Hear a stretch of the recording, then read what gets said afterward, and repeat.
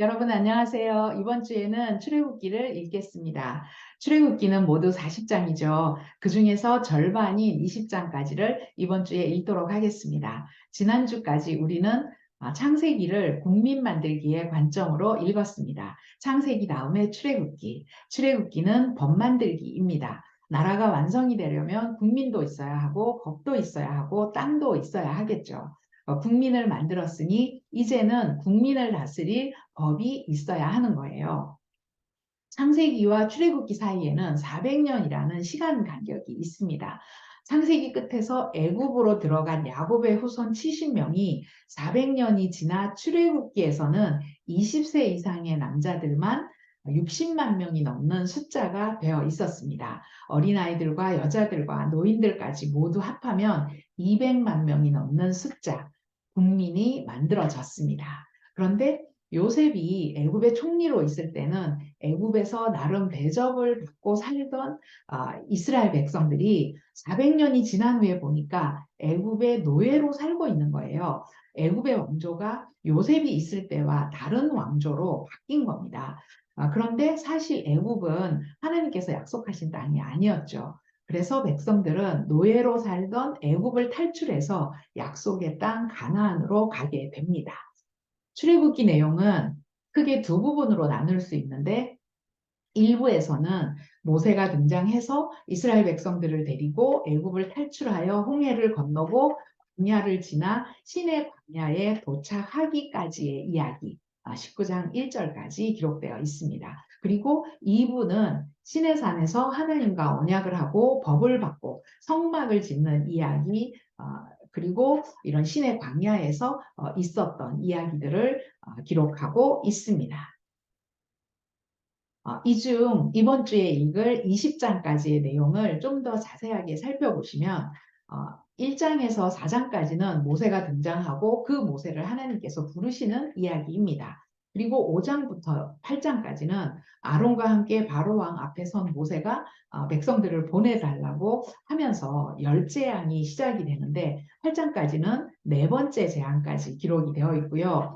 9장에서 12장까지는 다섯 번째 재앙에서부터 열 번째 재앙까지 그리고 첫 번째 유월절 이야기가 나오고 13장에서 16장은 무교절 홍해 건너는 이야기 그리고 만나와 메추라기 이야기 17장에서 20장은 무리바 물사건 아말렉과 싸우는 이야기 또 모세의 장인 이드로가 방문하는 이야기 그러면서 드디어 시내 광야에 도착을 하고 하나님이 백성들과 언약하고 십계명 주시는 내용이 이어지게 됩니다. 이런 내용으로 순서대로 읽으시면 되는데요. 출애굽기 1장, 2장에 보면 이스라엘 백성들이 애굽에서 학대를 받고 있을 때 모세가 등장을 하죠. 창세기에서 국민을 만드신 후 출애굽기에서는 법을 주시는데 백성들에게 그 하나님의 법을 알려주는 사람이 있어야 되겠죠. 네, 그 사람이 바로 모세입니다. 이 모세의 인생을 살펴보면 40년은 왕자로, 40년은 목자로, 40년은 사역자로 살았는데 120년 모세의 인생에서 80년이 훈련을 받는 기간이었습니다. 초기 40년은 애굽의 왕궁에서 왕 수업을 받으면서 국가 경영을 하기 위한 수업을 받았고요. 장인의 양을 키워주면서 목자로 살았던 40년은 자신은 아무것도 할 수 없는 존재라는 걸 깨닫는 시간이었습니다. 이런 훈련들을 통해 모세에게는 하나님의 법을 해석하는 능력이 생겼습니다. 일단 자신이 먼저 하나님의 법을 이해하고 가르칠 수 있어야 했고 또 말과 글로 표현할 수 있는 수준까지 되어야 했겠죠. 나아가 실제 삶으로 살아내기까지 할 수 있어야 했습니다. 그리고 3장, 4장에서 하나님은 광야 40년의 훈련 기간이 지나고 모세를 부르십니다. 바로 이곳 시내산인데요. 출애굽기에서는 호렙산으로 기록이 되어 있습니다. 이곳에서 모세는 모세의 입장에서는 그동안 말로만 들었던 아브라함의 하나님, 이삭의 하나님, 야곱의 하나님, 자기 조상들의 하나님을 경험하게 됩니다. 우리가 떨기나무 사건이라고 부르는 사건이죠.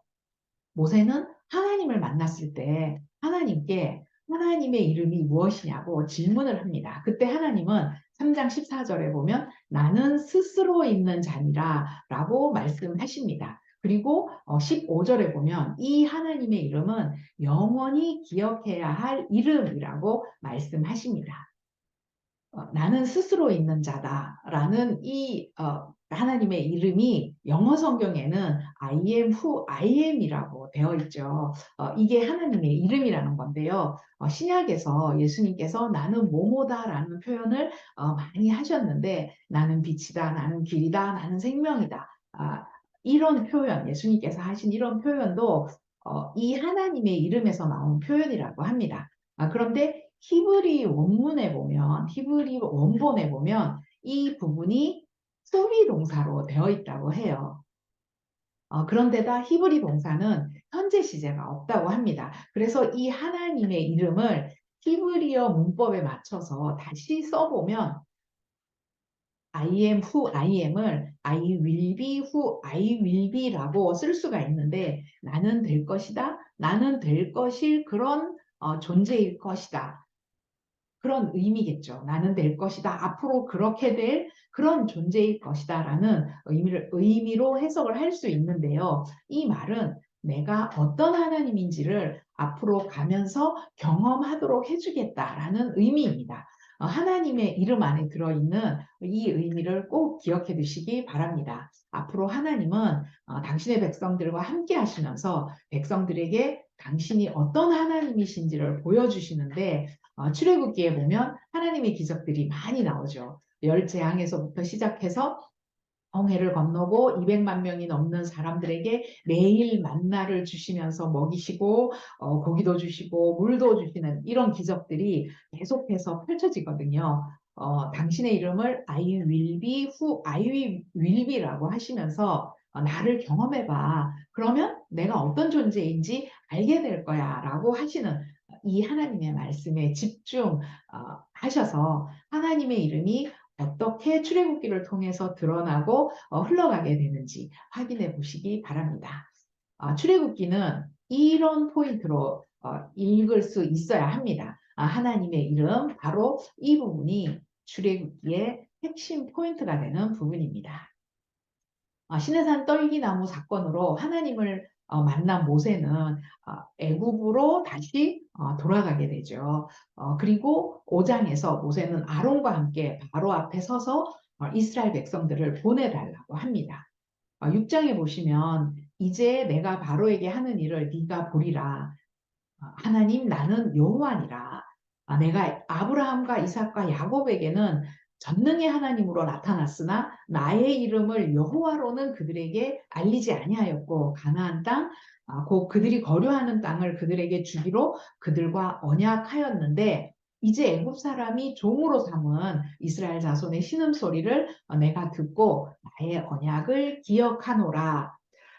그리고 7절에서 하나님은 내가 너희를 내 백성으로 삼고 나는 너희의 하나님이 될 것이다 라고 말씀하시면서 이스라엘 백성들을 애굽으로부터 빼내시겠다고 하십니다. 그리고 11장까지 쭉 10가지 재앙 이야기가 나오게 되는데요. 하나님이 바로와 애굽에 이런 재앙을 내리신 이유는 바로 애굽을 비롯한 모든 민족 때문이었습니다. 출애굽기 7장 5절에 보면 애굽 사람이 나를 여호와인 줄 알리라. 8장 22절에 이 땅에서 내가 여호와인 줄을 알게 될 것이다. 9장 16절에도 보면 내 이름이 온 천하에 전파되게 하려 함이라 이런 말씀을 하시는데 이 10가지 재앙은 애굽을 비롯한 주변의 모든 민족들이 여호와께서 하나님이심을 알게 하기 위해서였습니다. 이 10가지 재앙은 이스라엘이 하나님의 이름을 경험하기 시작하는 사건이죠. 조상들의 하나님, 전지전능하신 하나님. 지금까지는 가까이 하기에 너무 먼 하나님이었는데 이제부터 백성들 가까이 오셔서 그들 가운데 내재하시면서 하나님이 어떤 분이신지 하나하나 경험시켜 주시고 이스라엘뿐 아니라 주변의 모든 민족들도 하나님을 알게 해주시겠다는 그런 말씀인 거예요. 10가지 재앙의 순서는 이렇게 되는데 10가지 재앙도 순서대로 외워 놓으시면 좋을 것 같습니다. 그리고 마지막 10번째 재앙 때 애굽 땅에 있는 모든 처음 난 것들이 죽었는데 이때 생겨난 이스라엘의 절기가 12장, 13장에 나오는 유월절과 무교절입니다. 첫 번째 유월절 때 양을 잡고 그 피를 문설주에 바르면 피가 발라져 있는 그 집은 재앙이 임하지 않고 넘어갔습니다. 그리고 그날에 백성들은 양고기와 누룩을 넣지 않은 빵, 무교병을 먹었습니다. 이 유월절과 무교절은 신약에도 계속해서 나오고 또 유대인들이 오늘날까지 지키고 있는 아주 중요한 절기입니다. 이렇게 애굽으로부터 탈출해 나온 달을 유대인들은 그들의 첫째 달로 지키고 있는데요. 유대력으로 첫째 달을 니산월이라고 하는데 성경에 보면 이 니산월을 또 아비벌이라고도 많이 기록을 하고 있습니다. 아비벌은 니산월의 다른 이름이다. 이렇게 기억하시면 될 것 같습니다.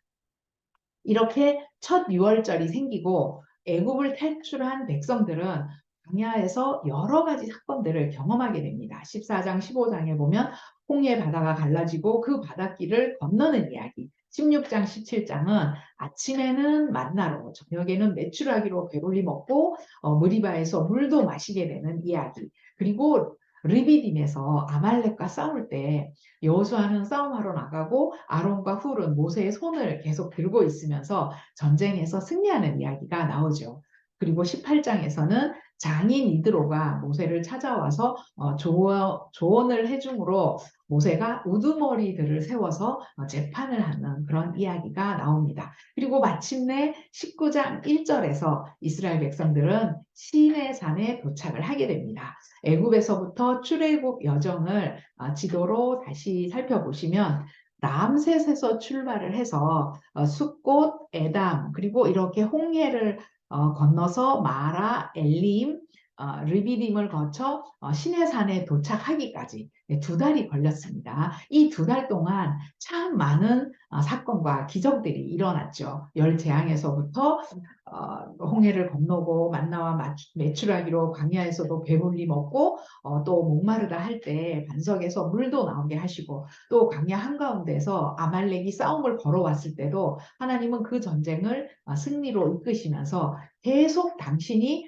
어떤 분이신가를 백성들에게 경험시키셨습니다. 이 일들 중에서 이스라엘 백성들이 자신들의 능력으로 해결한 것은 아무것도 없었습니다. 이런 기적들을 보여주시고 경험하게 하시는 하나님은 도대체 누구실까? 그분은 도대체 어떤 분이실까?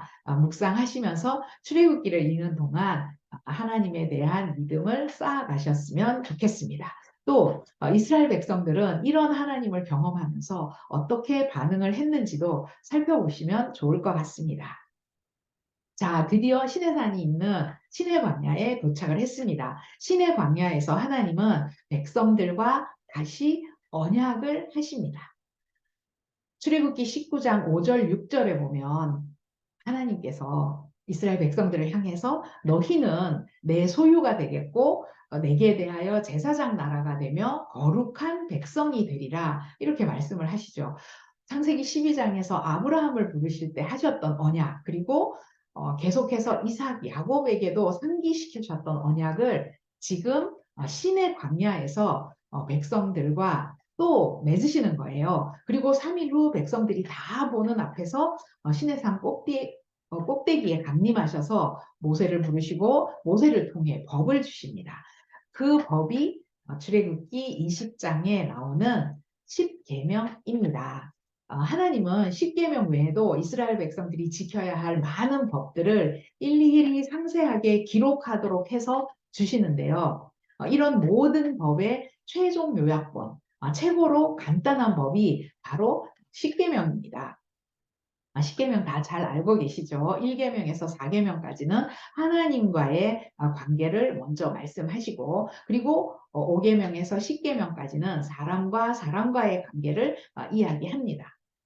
이렇게 시내산에서 하나님은 이스라엘 백성들과 다시 언약하시고 그리고 법을 주십니다. 이제 하나님은 이 법으로 당신의 백성들을 다스리시고 통치하실 거예요. 우리가 지금 읽고 있는 성경의 이야기의 주인공은 하나님이십니다. 우리는 독자인 거예요.